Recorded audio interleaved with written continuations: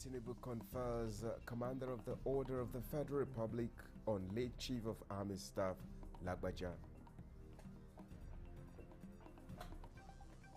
Late Chief of Army Staff, the posthumous national honor of Commander of the Federal Republic of Nigeria. Federal government launches humanitarian supply chain management to strengthen response.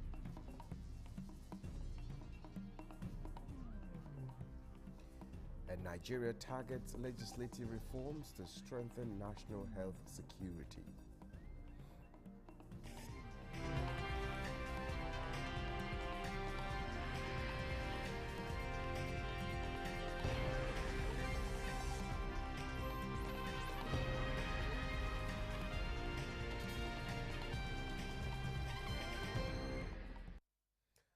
Hello and welcome to the news desk at 11 on Nta News24, reaching you live from Abuja, Nigeria's capital. My name is Justin Bemuyi. In the words of President Bola Tinubu, no honor is higher than defending one's motherland. The president acknowledged that the late Chief of Army Staff, Lieutenant General Taoreed Lagbaja, justified such honor in active service as the president conferred a posthumous honor of Commander of the Order of the Federal Republic, CFR, on him. It was at the burial ceremony of the departed Army Chief at the National Military Cemetery, Abuja. State House correspondent Musbaudan Wahab has more to tell us. Lieutenant General Taoreed Lagbaja fought for the peace and stability of Nigeria until the last moment. In the end of personal struggle for survival, the homeward journey begins. The honor could not get any bigger than the presence of the Commander-in-Chief of the Armed Forces, who led other top government functionaries here to pay final respect to the man fondly called Soldier's Soldier. On behalf of a grateful nation, President Tinubu is certainly not a man to lack words on a day like this in describing the selfless service of the late Army Chief to the stability of the country. I worked closely with him. He was more than I could have hoped for. He was one of my best appointments.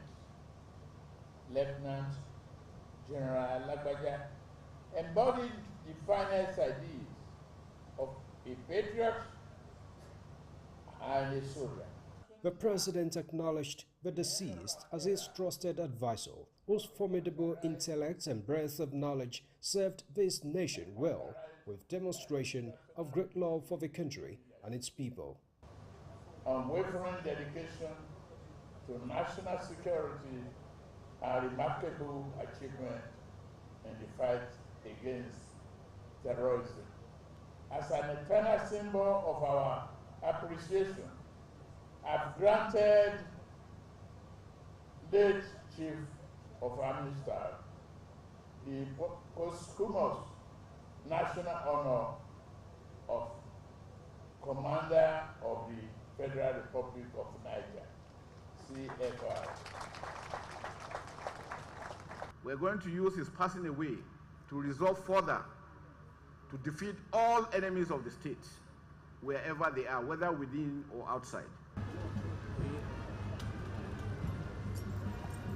The Commander-in-Chief, his second-in-command, leaders of the National Assembly, Chairman, Governors Forum, and service chiefs all paid their last respects in recognition of a contribution of the departed to the country's peace.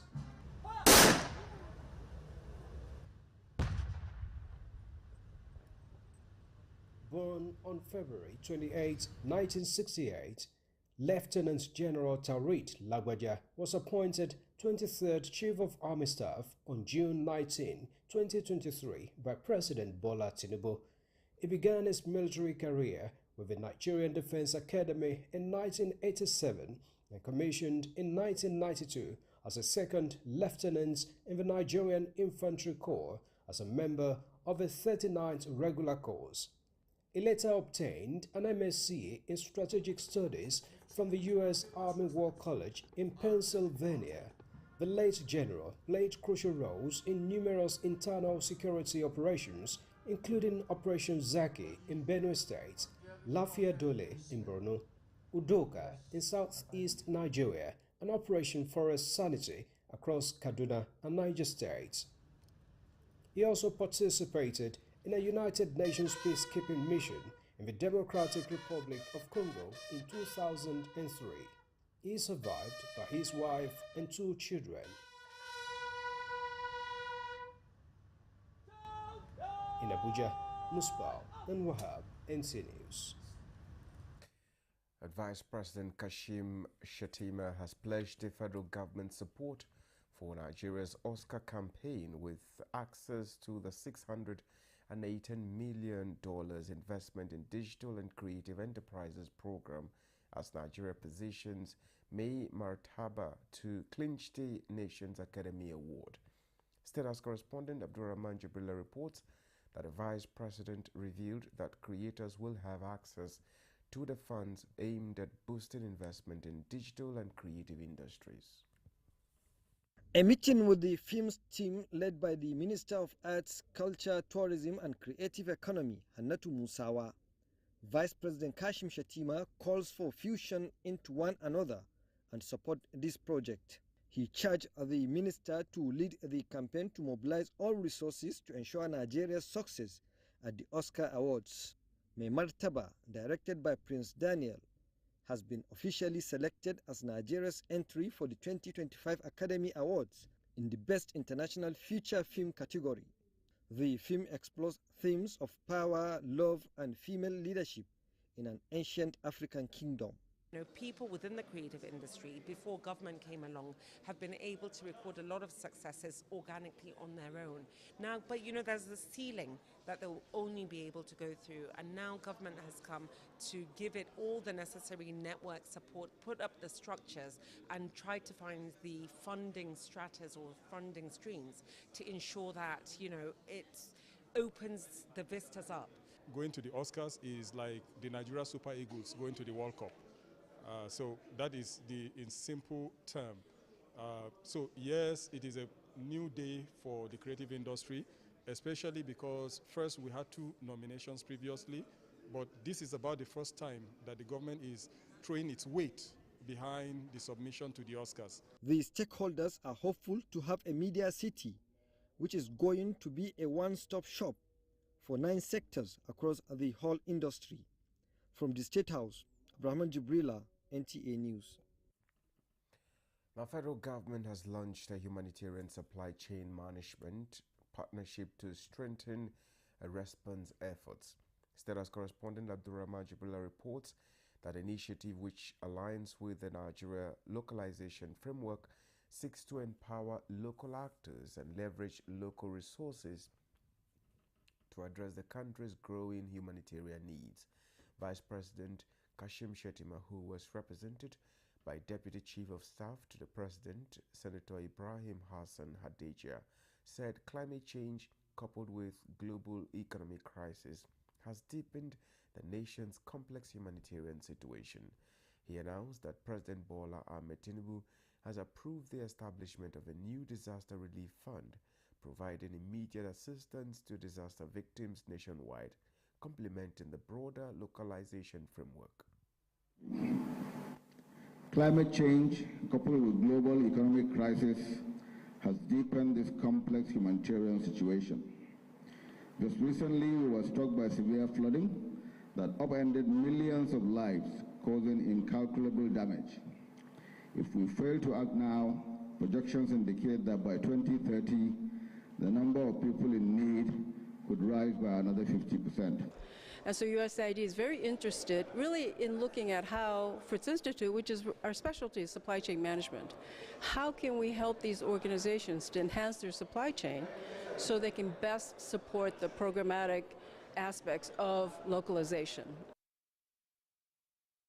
The United States Agency for International Development, USAID, announced that it has directed approximately 27% of its funding to Nigerian-led organizations in a move towards indigenous control of aid operations in the country. The agency's acting deputy mission director, Alexis Taylor Granados, says they will ensure that local organizations are better equipped, more self-sufficient, and responsive to the needs of their communities. Now, trade unions are encouraged to intensify advocacy on supporting frontline workers rendering services to internally displaced persons to ease their burden. This is as a research conducted by Public Service International revealed that most often these caregivers end up serving in worse conditions. Joseph Oten was at the presentation of the report in Abuja. Representatives of trade unions affiliated to the Public Service International joined hands to unveil a participatory research conducted by the international organization on conditions of internally displaced persons in Nigeria. We were able to identify some of the workers who are also displaced themselves, living in the IDP camps and also taking care of other IDPs. And nobody is talking about their trauma. Nobody is talking about their own experiences and losses. Everybody is so concerned about them rendering services to the IDP. Some of them lost their houses, their certificates, into fire outbreak and the rest when they have to run for their lives. And, life is also challenging for them. Tagged unions defending human rights, climate justice, and access to quality public service for internally displaced persons in Nigeria, trade unions seek attention for the psychological, mental, and physical well-being of caregivers like health workers and other emergency response personnel. Beyond education and health, there's also the need to demand that there's also quality provision of utilities such as water, including electricity. But these are persons who are beyond the fact that they are displaced, they also need to be stabilized. So with this document that is being launched today, I think it's going to go a long way in giving evidence-based intervention, tailoring specific interventions to the plight of IDPs. An aspect of the research indicates that out of 22,000 internally displaced persons, there are only 30 health workers shuttling to help in difficult situations. In Abuja, Joseph Utsen, NTA News. This is the news desk at 11 on the Nta News24. We'll take a break now. More reports when we return.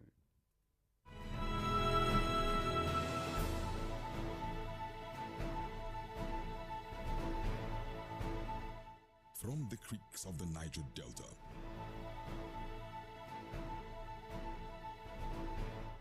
to the breathtaking scenery of the plateau, in noonday and nighttime, we set out to bring to you captivating stories that evoke your emotions. For fascinating documentaries and reports on day-to-day issues with expert analysis, tune in to NTA News24, DSTV Channel 419, GoTV Channel 26, StarTimes Channel 101 and 433, and Free TV Channel 703.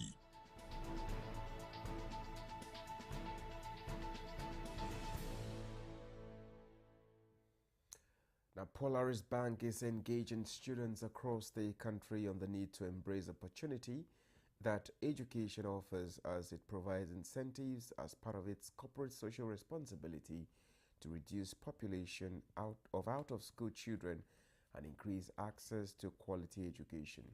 Tokwe Alabi reports that this was at the presentation of school essentials to some students in Abuja. Corporate social responsibility, CSR, is a type of self-regulation that organizations across various industries undertake to hold themselves accountable for their corporate actions and make a positive impact on the society. Polaris Bank Management, in this regard, is developing an innovative but sustainable growth strategy that prioritizes the needs and aspirations of its customers. And the bank, as part of its CSR, presented school essentials including sandals, bags, school uniforms, books and other writing materials to 100 students of junior secondary school in the Federal Capital Territory, Abuja. The bank's managing director, Kayode Lawal, in a message says the intervention is in line with the bank's ongoing sustainability efforts aimed at reducing Nigeria's current out-of-school children population and increase access to quality education, especially for the girl child. We've been doing this over the years, for several years now, and we don't intend to stop. The children, they were super happy to get those items to give to them, and it's encouraging really, and it shows that we could do more, and we do intend to do more. Since the commencement of the CSR intervention in 2020, the bank has been working with other stakeholders to reach 15,000 students in over 35 schools across Imo, Kano, Lagos, Abuja, Kogi, Rivers, Edo, Delta, and Akwa Ibom states. When a child's educational needs are met halfway, it acts as a source of motivation for the child. I want to say a big fat thank you to Polaris Bank and Yvonne Charity for the opportunity they gave us. Many other schools don't have this opportunity, but they chose my school. The project, which contributes to Sustainable Development Goal SDG 4 of the United Nations, hopes to reach 50,000 young girls in 8 years. This year, 1,000 students across designated 10 public secondary schools would be reached in 5 states. In Abuja, Tope Alabi, Nta News. With the Yuletide season fast approaching, Nigeria's First Lady Oluremi Tinubu has once again appealed to market women across the country to refrain from hiking the cost of food items.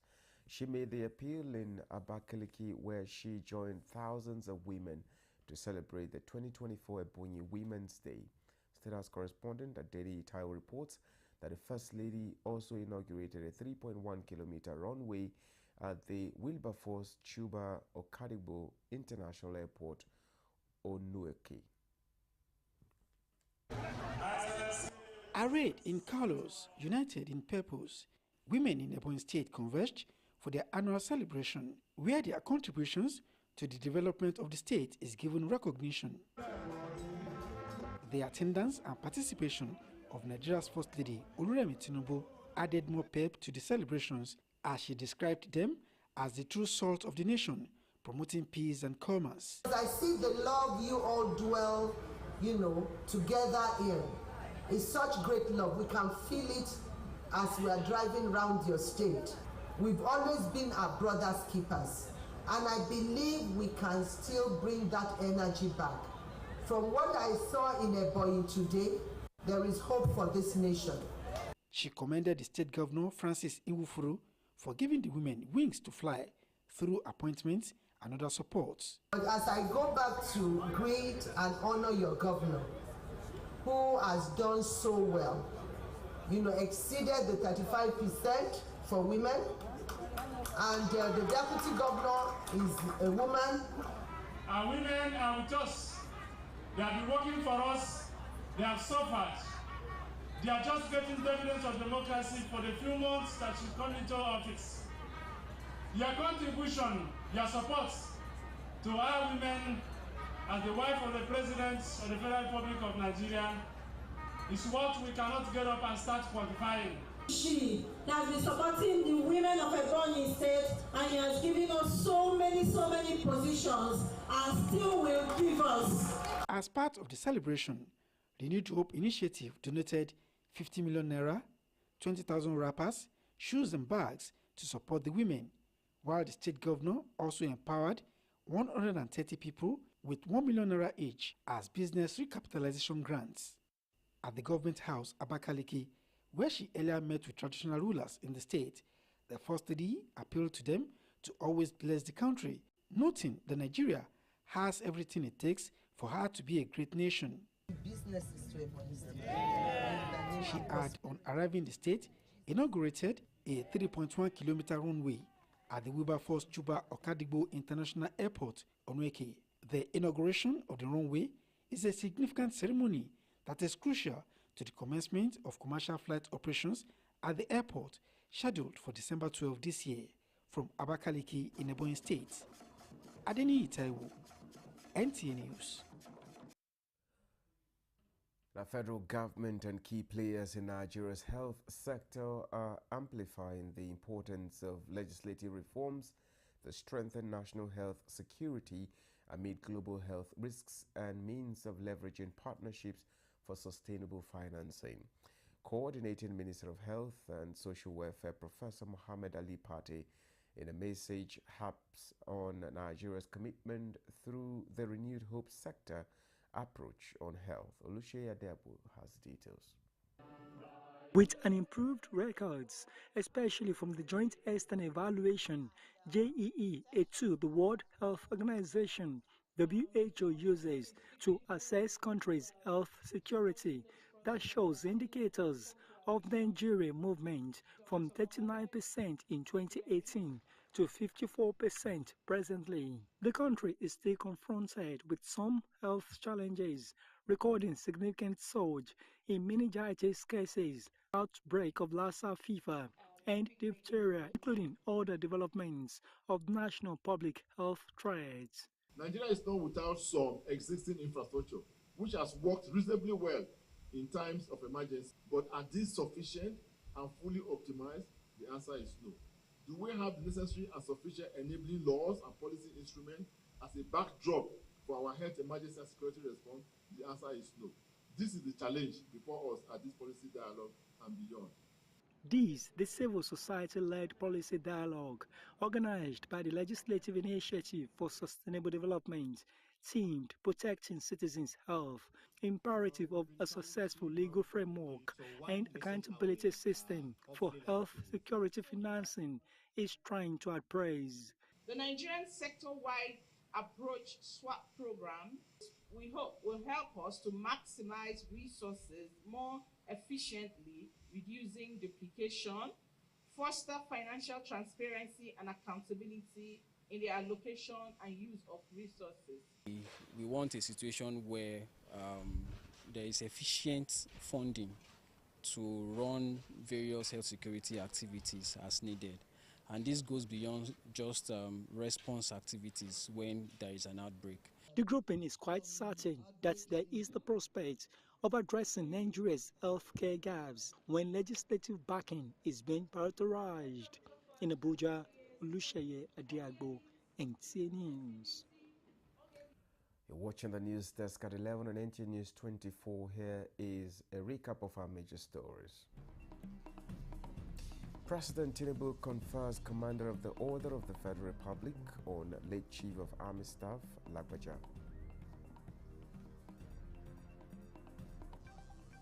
Late Chief of Army Staff, the posthumous national honor of Commander of the Federal Republic of Nigeria.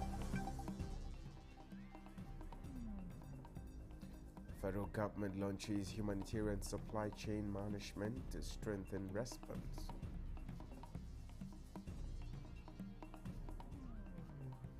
Nigeria targets legislative reforms to strengthen national health security.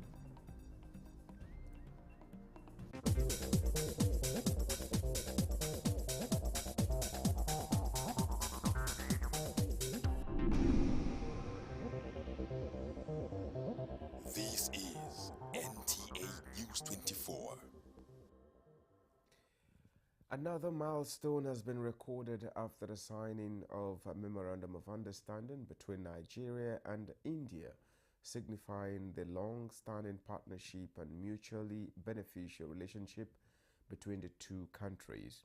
The Memorandum of Understanding signed include three key areas: that of cultural exchange, survey cooperation, and cooperation in customs.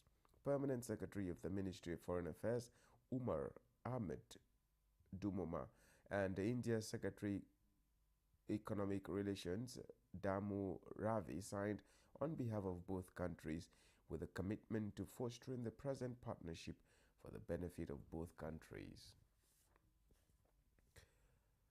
This is where the news desk at 11 ends. Thank you so much for being a part of it. My name is Justin Bemuyese. Do have a good night rest.